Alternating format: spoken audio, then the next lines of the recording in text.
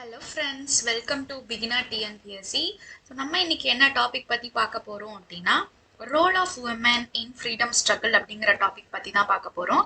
இது எந்த யூனிட்ல எந்த புக்கில் கவர் ஆகுது அப்படின்னு பார்த்தீங்கன்னா, 10th ஸ்டாண்டர்டால் இருக்கிற 10th யூனிட் சோஷியல் டிரான்ஸ்ஃபர்மேஷன் இன் தமிழ்நாடு அப்படிங்கிற யூனிட்ல கவர் ஆகுது. ஸோ இதில் என்டையர் லெசனும் விமன் பற்றி இருக்காது. பட் ஆனால் நம்மளுக்கு இந்தியன் நேஷனல் மூமெண்ட்ல சில பேரை கொடுத்துருப்பாங்க. ஸோ அதில் இந்த லெசன் ரொம்பவே முக்கியம். இதுல கண்டிப்பாக ஒரு டிஎன்பிஎஸ்சி கொஸ்டின் அப்படிங்கிறது கண்டிப்பாக வரும். ஸோ நீங்கள் நம்பி இந்த வீடியோ எண்ட் வரைக்கும் கண்டிப்பாக பார்க்கலாம். It will be very very useful. இந்த லெசன் தான் ரொம்ப ரொம்ப இம்பார்ட்டன்ட். ஓகே, ஸோ யார் யார் கவர் ஆவாங்க அப்படின்னு பார்த்தீங்கன்னா, முத்துலட்சுமி அம்மையார், ராஜாஜி அண்ட் தந்தை பெரியார், இவங்க 3 பேர் கவர் ஆவாங்க இந்த லெசன்ல. அது மட்டும் இல்லாமல் சம் உமென்னும் எக்ஸ்ட்ராவே கவர் ஆவாங்க. ஆல்ரெடி நான் ஃப்ரீடம் ஸ்ட்ரகிள் இன் தமிழ்நாடு அப்படின்னு ஒன்று போட்டிருப்பேன். அதில் விஓ சிதம்பரனாரும் காமராஜரும் கவராக இருந்திருப்பாங்க. ஸோ நம்ம யூனிட் 6 படிக்கிறப்பவே இந்தியன் நேஷனல் மூமெண்ட்டையும் நம்ம சேர்த்து தான் படிச்சுட்டு இருக்கோம். ஸோ நம்மளோட டார்கெட் எப்படி இருக்க போகுது அப்படின்னு கேட்டிங்கன்னா, ஒரு 5 மந்த்ஸுக்குள்ளே நம்ம இந்த ஜிகே பார்ட் எல்லாமே கவர் பண்ணுற மாதிரி நான் பிளான் பண்ணியிருக்கேன். ஸோ அதுபடி தான் நம்மளோட வீடியோஸும் எடுத்துகிட்டு போக போகிறேன். ஸோ மறக்காமல் ஒரு சின்ன ரெக்வஸ்ட் என்னென்னா, இந்த வீடியோ கிளிக் பண்ணி பார்க்குறீங்க, உங்களுக்கு யூஸ்ஃபுல்லாக இருக்குது அப்படின்னா கண்டிப்பாக லைக் பண்ணுங்கள், சப்ஸ்கிரைப் பண்ணுங்கள். ஏன்னா அதுதான் எனக்கு ரொம்ப மோட்டிவேஷனாக இருக்கும், என்கரேஜ்மெண்ட்டாகவும் இருக்கும் நெக்ஸ்ட் வீடியோஸ் பண்ணுறதுக்காகட்டும். ஸோ என்னோட சேர்ந்து நீங்களும் படிங்க. ஸோ கண்டிப்பாக யூஸ்ஃபுல்லாக இருக்கும். அதே மாதிரி உங்கள் ஃப்ரெண்ட்ஸ் யாராவது டிஎன்பிஎஸ்சி, யூபிஎஸ்சி ஒரு டெட் எக்ஸாம் ஒரு அதர் எக்ஸாம்ஸ், காம்படிட்டிவ் எக்ஸாம்ஸ்க்கு படிக்கிறாங்க அப்படின்னாலும் கண்டிப்பாக ஷேர் பண்ணுங்கள். இந்த வீடியோ கண்டிப்பாக ரொம்ப ரொம்ப யூஸ்ஃபுல்லாக இருக்கும். ஏன்னா ஃபர்ஸ்ட்டு நான் எப்படி கவர் பண்ணுறேன் அப்படின்னா, 10th ஸ்டாண்டர்டில் இருக்கிற புக்கில் இருக்கிற எல்லா லெசனுமே கவர் பண்ணிட்டு வரேன். அண்ட் தென் நான் நெக்ஸ்ட்டு 11th 12th அப்புறம் 6th 7th இந்த மாதிரி எல்லா இதுவுமே நான் கவர் பண்ண தான் போகிறேன். ஸோ அதனால் எல்லாத்துக்குமே ரொம்ப யூஸ்ஃபுல்லாக இருக்கும். ஸோ கண்டிப்பாக சப்ஸ்கிரைப் பண்ணிவிடுங்க. ஓகே, வாங்க இப்போ நம்ம வீடியோக்குள்ளே போகலாம். இப்போ நான் பார்ட் வீடியோவாக தான் கொடுக்க போகிறேன். 30 மினிட்ஸ்க்குள்ளே தான் வீடியோ இருக்கும். ஸோ உங்களுக்கு பிரித்து படிக்கிறதுக்கு ரொம்பவே ஹெல்ப்ஃபுல்லாக இருக்கும். அண்ட் தென் இந்த லெசனோட பிடிஎஃப் நான் கமெண்ட்டில் கொடுத்துருவேன். ஸோ எப்போ கொடுப்பேன் அப்படின்னா, இந்த லெசன் என்டையர் லெசனையும் கவர் பண்ணி முடிச்சதுக்கப்புறம் லாஸ்ட் பார்ட் ஆஃப் வீடியோவில் நான் என்னோட மார்க்டு பிடிஎஃப் கீழே கொடுத்துருவேன். ஓகே, இப்போ நம்ம லெசனுக்குள்ளே போகலாம். Introduction. Europeans established their political power over Indian subcontinent in the later half of the 18th century. So 18th centuryயோட பாதிலே யூரோப்பியன்ஸ் இந்தியாவுக்கு அவங்களோட பொலிட்டிக்கல் பவர்ஸை இந்தியாவில் கொண்டு வர ஆரம்பித்தாங்க. While they were concerned with annexing India, by the beginning of the 19th century, they were reordering Indian society. So Indian culture, இந்தியாவில் இருக்கிற எல்லா விதமான பழக்க வழக்கங்கள் எல்லாத்தையுமே மாற்ற ஆரம்பித்தாங்க 19th செஞ்சுரியில் யூரோப்பியன்ஸ் வந்ததுனால. New revenue settlements were made. So புதுசாக லேண்ட் ரெவன்யூ, டாக்ஸஸ் இந்த மாதிரி நிறையா கொண்டு வர ஆரம்பித்தாங்க.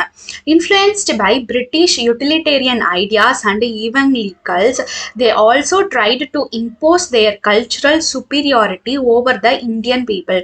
ஸோ என்ன பண்ணுறாங்க அப்படின்னா, இந்தியன் பீப்புளை விட யூரோப்பியன் பீப்புளோட கல்ச்சர் சுப்பீரியர் அப்படிங்கிறத இவங்க சொல்ல ஆரம்பித்தாங்க நம்மக்கிட்ட. ஸோ அதையும் நம்பவும் ஆரம்பித்தோம்.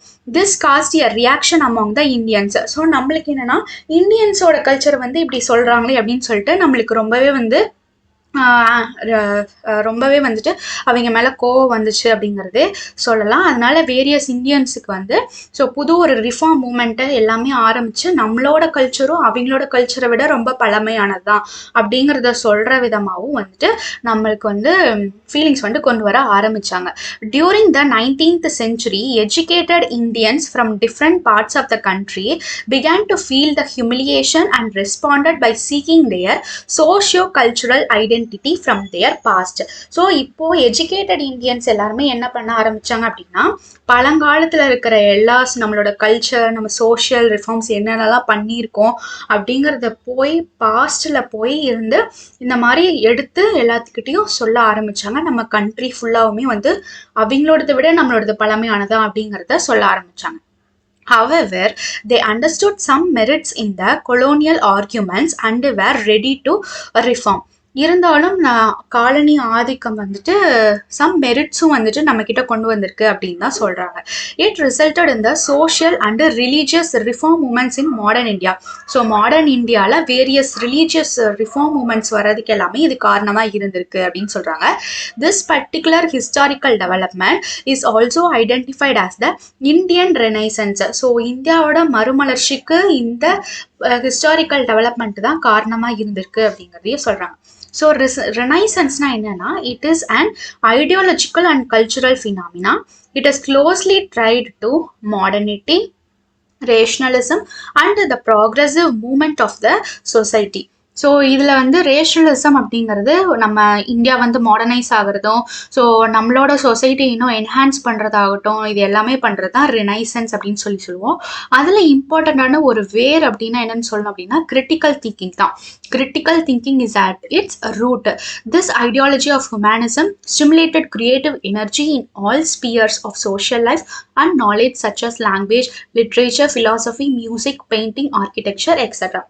ஸோ இந்த எல்லா விதமான லாங்குவேஜஸாக இருக்கட்டும், லிட்ரேச்சராக இருக்கட்டும், ஃபிலாசபி, இந்த மாதிரி பல இதில் வந்து நம்மளோட நாலேஜ் ஆகட்டும், சோஷியல் ஸ்பியர்ஸ் ஆகட்டும், ஒவ்வொன்றிலையும் க்ரியேட்டிவிட்டி கொண்டு வரதான் நம்மளோட மறுமலர்ச்சிக்கு காரணமாக இருந்திருக்கு அப்படின்னே நம்ம சொல்லணும். அதில் இப்போ தமிழ்நாட்டில் வந்து என்னென்ன மறுமலர்ச்சி வந்து நடந்துச்சு அப்படிங்கிறது தான் இந்த லெசன் பேஸ் பண்ணி இருக்க போகுது. So the cultural hegemony of colonial and the rise of humanism brought several changes in the socio-cultural life of the Indian subcontinent. So இந்த காலனி ஆதிக்கம்க்கு எதிராக வந்துட்டு நம்ம குரல் கொடுக்க ஆரம்பிக்கிறப்ப தான் வந்து இந்தியன் சப்கான்டினென்ட்ல நம்மளோட சோஷியல் அண்ட் கல்ச்சுரல் லைஃப்லையுமே வந்துட்டு செவரல் சேஞ்சஸ் வந்து வந்திருக்கு. Modern Tamil Nadu too experienced such a historical transition. So மாடர்னான தமிழ்நாடும் வந்துட்டு இந்த விதமான காலனி ஆதிக்கத்தை எதிர்கொண்டு அதுக்கான மறுமலர்ச்சிக்கு தயாராக ஆரம்பிச்சுது Tamil Nadu. So Tamil language and culture played a significant role in their identity construction. So நம்மளோட அடையாளம் என்ன அப்படிங்கிறத நம்ம கொஞ்சம் கொஞ்சமாக நம்மளோட கல்ச்சரோட அடையாளம் என்னது, நம்மளோட லாங்குவேஜ் எப்படிப்பட்ட ஒரு பழமையான லாங்குவேஜ் அப்படிங்கிறதுலாம் நம்ம கொண்டு வர ஆரம்பித்தோம். The introduction of printing press, linguistic research on Dravidian language, etc. unpinned the process of Tamil Renaissance. So first நம்ம என்ன பண்ணோம், புத்தகங்களில் வந்துட்டு பிரிண்ட் பண்ண ஆரம்பித்தோம். முதலெல்லாம் வந்துட்டு ஓலை சுவடிகள் அந்த மாதிரிலாம் இருந்துச்சு. இப்போ இந்த மறுமலர்ச்சியில் பிரிண்டிங் ப்ரெஸ் கொண்டு வந்து புக்ஸாக வந்து நம்ம வெளியிட ஆரம்பித்தோம்.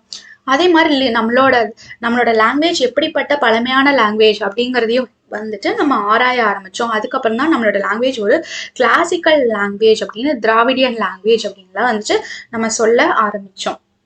Okay, although religious literature was taken up predominantly for the publication in the early years after the advent of printing technologies, things begins to change gradually.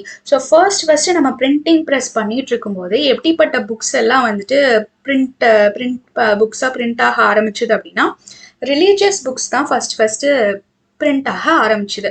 அதுக்கப்புறம் ஃபர்ஸ்ட் இப்படி இருந்தாலுமே சேஞ்சஸ் நடக்க various types of books like language books ஆகட்டும், science, history, அந்த மாதிரி various books வந்துட்டு நம்ம print பண்ண ஆரம்பிச்சிட்டோம். Works that can be described as secular were taken for publishing. So works வந்து நம்மளோட ஒர்க்ஸ் எல்லாம் ரொம்ப எதெல்லாம் இம்பார்ட்டண்ட்டோ அதெல்லாம் வந்து நம்ம பப்ளிகேஷன் பண்ண ஆரம்பித்தோம். So advent of the printing technology, there was the first non-European language that went into print. So Tamil was the first non-European language that went into print. So first non-European language print ப்ரெஸ்ஸில் வந்து புக்கில் வந்து எது அச்சிடப்பட்டது அப்படின்னா நம்மளோட Tamil language தான். So இது வந்து ரொம்ப ரொம்ப important. So as early as in 1578 நம்ம வந்து தமிழ் புக்கு எது தம்பிரான் வணக்கம் அப்படிங்கிற புக்கை வந்து பிரிண்ட் பண்ணி பப்ளிஷ் பண்ண ஆரம்பித்தோம். எப்போ அப்படின்னு கேட்டிங்கன்னா 1578 எங்கே நம்ம தமிழ்நாட்டிலேயே அது பப்ளிஷ் ஆச்சா அப்படின்னு கேட்டால் கிடையாது. எங்கே பப்ளிஷ் ஆயிருக்கு, கோவாவில் பப்ளிஷ் ஆயிருக்கு. ஸோ இந்த க்ரீன் கலர் ஹைலைட் பண்ணியிருக்கிறது எல்லாமே பார்த்தீங்கன்னா புக்ஸ், வேரியஸ் புக்ஸ் எல்லாம் வந்துட்டு நான் வந்து அதோட ஆத்தர் எந்த இயரில் பப்ளிஷ் பண்ணாங்க அந்த மாதிரி நிறையா வேரியஸ் நியூஸ் பேப்பர்ஸ், ஜேர்னல்ஸ் எல்லாமே வந்து நான் இந்த க்ரீன் கலரில் ஹைலைட் பண்ணியிருப்பேன். அதே மாதிரி இந்த ரெட் கலரில் ஹைலைட் பண்ணது பார்த்தீங்கன்னா இம்பார்ட்டண்ட்டான பாயிண்ட்ஸ் எல்லாமே ரெட் கலரில் ஹைலைட் பண்ணியிருப்பேன். ஸோ இந்த கலர்லாம் என்னென்னா அது வரப்போ நான் சொல்கிறேன். Okay next in 1709 a full-fledged printing press has been established thanks to Ziegenberg in Tranquebar. So Ziegenbalg வெளிநாட்டை சேர்ந்தவர் தான். அவர் இங்கே வந்து ஃபுல் ஃப்ளெஜ்டாக பிரிண்டிங் ப்ரெஸ் வேலையில் ஈடுபட ஆரம்பித்தார் நம்மளோட தமிழ் பிரிண்டிங் ப்ரெஸ்ஸில். ஸோ இங்கே ட்ராங்குபார் அப்படிங்கிறது வந்து ஒரு அந்நிய பிறமொழி சொல் அப்படின்னு தான் சொல்லணும். ஸோ ட்ராங்குபார்க்கு உண்மையான நம்மளோட தமிழ்நாட்டில் இருக்கிற ஒரு பிளேஸ் தான் அது. ஸோ அந்த ட்ராங்குபார் வந்து தமிழ்நாட்டில் இருக்கிற எந்த பிளேஸ் அப்படிங்கிறத எனக்கு கீழே கமெண்ட் பண்ணுங்கள். ஸோ இது வந்து ஒரு target, one of the target இந்த வீடியோவில். ஓகே, ட்ராங்குபார் அப்படிங்கிறதுக்கான நம்மளோட தமிழ்நாட்டில் அந்த பிளேஸை என்னன்னு சொல்லுவோம், ட்ராங்குபார் அப்படின்னா என்னது அப்படின்னு சொல்லுங்கள். Okay next, Thirukkural was one of the earliest Tamil literacy texts to be published in 1812. So 1812 Thirukkural தான் ரொம்ப பழமையான நம்மளோட தமிழ் லிட்ரஸி புக்கு. அதை வந்து 1812 நம்ம பப்ளிஷ் பண்ணியிருக்கோம். This led to the resurgence of interest among Tamil scholars in publishing the more ancient Tamil classics around that period. So Thirukkural வர ஆரம்பித்ததுக்கப்புறம் next எல்லாமே ரொம்ப பழமையான நூட்கள் எல்லாமே வந்துட்டு நம்ம பிரிண்டிங் ப்ரெஸ்ஸில் கொண்டு வர ஆரம்பித்தோம். In the 19th century, Tamil scholars 19th century யாரெல்லாம் இருந்திருக்கா, C.V. Damodaranar, C.W. தாமோதரனார் and U.V. Swaminathan and spent their lifetime in the rediscovery of the Tamil classics. So தமிழோட பழமையான புத்தகங்கள் எல்லாத்தையுமே வந்துட்டு இவங்க தான் வந்து அச்சிட்ருக்காங்க அப்படின்னே சொல்லணும். ஸோ இதில் C.V. தாமோதரனார் அப்படிங்கிறவர் collected and edited different palm leaf manuscripts of the Tamil grammar and literature.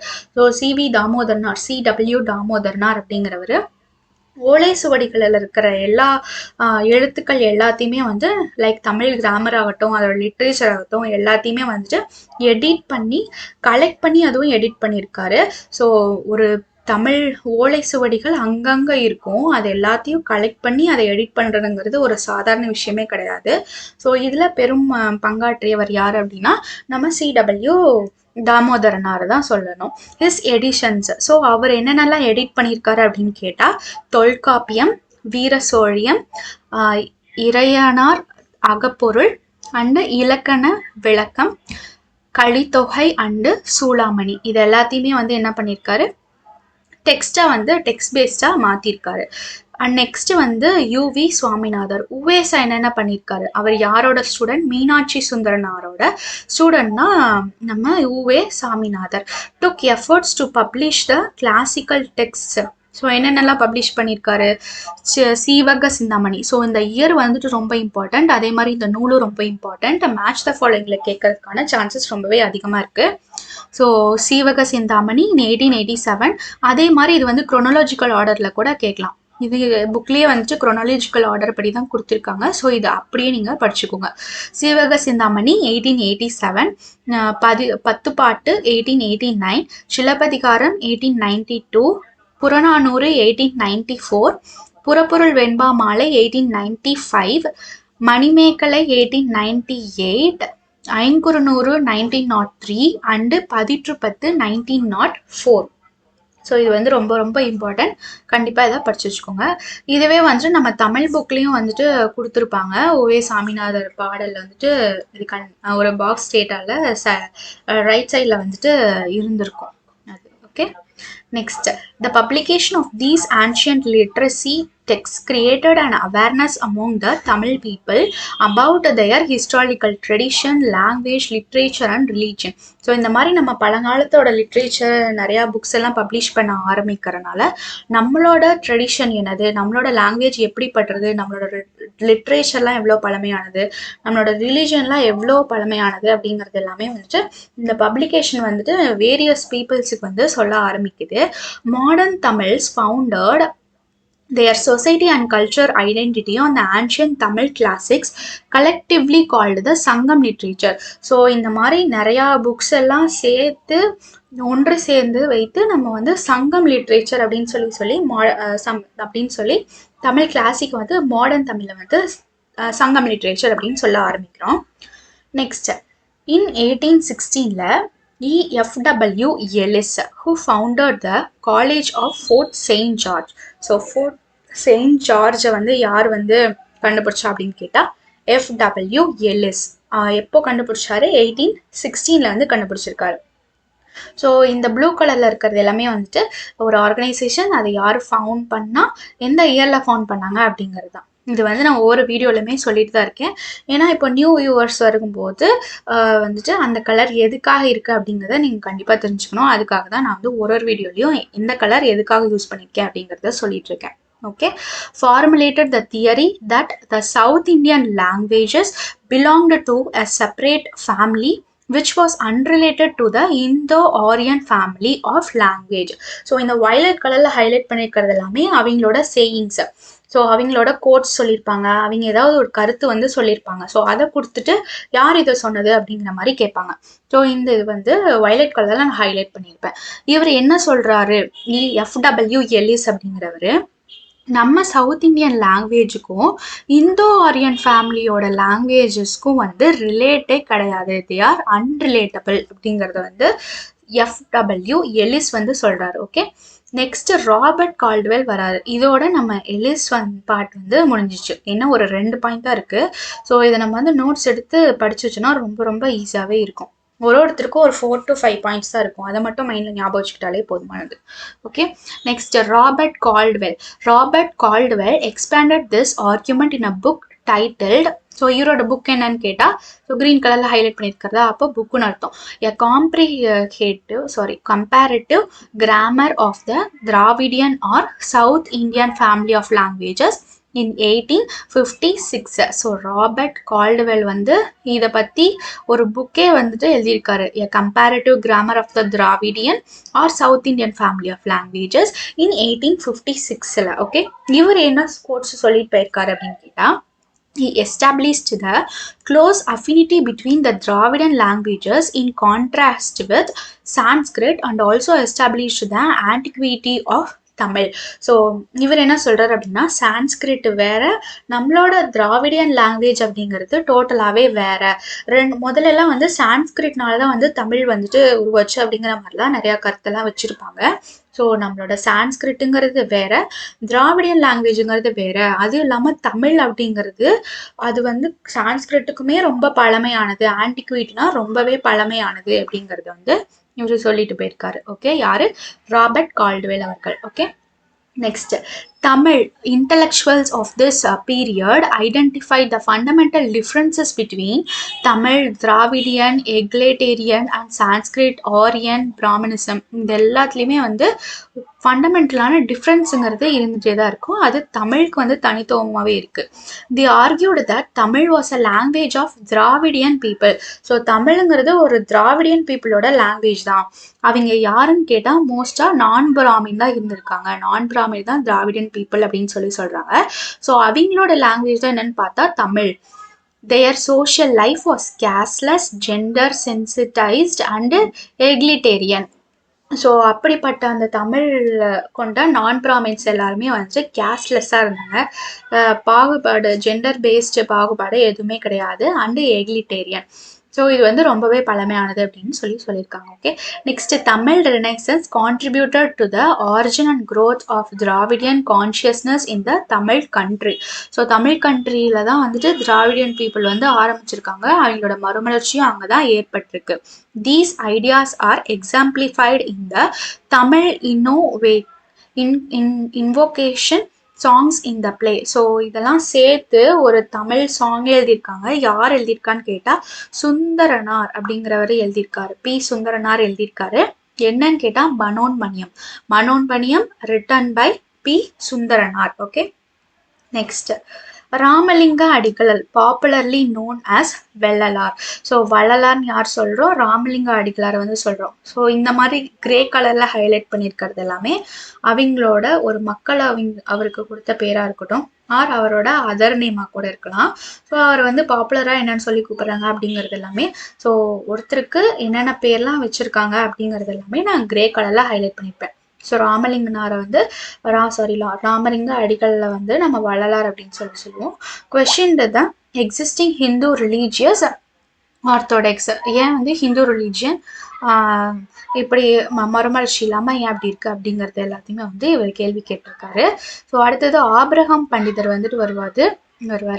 Cave prominence to Tamil music. Abraham பண்டிதர்னாலே வந்துட்டு மியூசிக்ஸ் தான் மெயின். தமிழ் மியூசிக் தான் வந்துட்டு ரொம்பவே மெயின். அவரோட புக் வந்து எப்படி இருக்குது, ஹிஸ்ட்ரி ஆஃப் தமிழ் மியூசிக்கை பற்றி புக்ஸ் வந்து நிறையா எழுதியிருக்காரு ஆப்ரஹாம் பண்டிதர். ஓகே, ஆப்ரஹாம் பண்டிதர்னாலே மியூசிக் தான், தமிழ் மியூசிக் தான் நம்மளுக்கு ஞாபகம் வரணும். ஓகே, நெக்ஸ்ட் இதில் வந்து சி.வி. தாமோதரனார், யு.வி.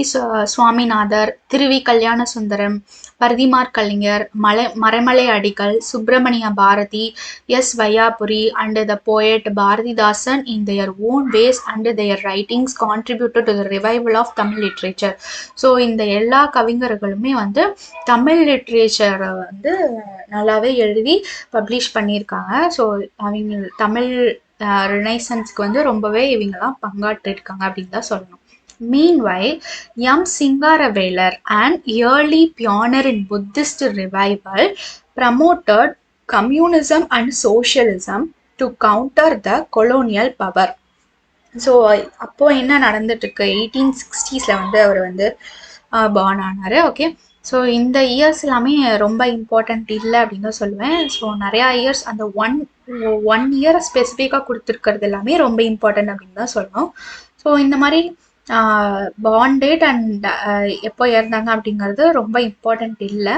ஸோ ஜஸ்ட் ரீட் மட்டும் பண்ணிக்கோங்க. Okay, M. சிங்காரவேலர் அப்படிங்கிறவர் ஒரு புத்திஸ்ட் மதத்தை வந்து ஃபாலோ பண்ணியிருக்காரு. அவர் கம்யூனிசம் பற்றியும் சோஷியலிசம் பற்றியும் கொலோனியல் ரூலில் வந்து நிறையாவே எடுத்துரைச்சிருக்காரு. ஓகே, நெக்ஸ்ட்டு பண்டிதர் அயோத்திதாசர் அப்படிங்கிறவரும் நம்ம ஈவி பெரியார் வந்து என்ன பண்ணியிருக்காங்க அப்படின்னா, radial philosophy to defend the rights of the socially unprivileged and marginalized section of the people. So depressed class peoples எல்லாத்துக்குமே வந்து நீதி கிடைக்க இவங்க ரெண்டு பேரும் பண்டிதர் அயோத்திதாசரும் ஈவிஆர் பெரியார் வந்துட்டு இதில் ரொம்பவே கான்ட்ரிபியூட் பண்ணியிருக்காங்க அப்படின்னு சொல்கிறாங்க. So next V G. Suryanarayana Sastri, இது வந்து அவரோட வடமொழி பெயர். ஸோ அதை வந்து தமிழுக்காக வந்துட்டு பரதிமார் கலைஞர் அப்படின்னு சொல்லி சேஞ்ச் பண்ணியிருப்பாரு. ஸோ அவரை பற்றி பார்க்கலாம். So V G. Subramanya Sastri, born near, so மதுரையில் தான் பிறந்திருக்காரு. இவர் வந்து மெட்ராஸ் கிறிஸ்டியன் காலேஜில் தமிழ் ப்ரொஃபஸராக வந்துட்டு இருந்திருக்காரு. He was one of the earliest scholars to identify the influence of Sanskrit on Tamil. So இவரோட சூரியநாராயண சாஸ்திரி அப்படிங்கிறது சான்ஸ்கிரிட் வேர்டு தான். ஸோ அதை தான் வந்துட்டு தூய தமிழில் பரதிமார் கலைஞர் அப்படின்னு சொல்லி சேஞ்ச் பண்ணியிருப்பார்.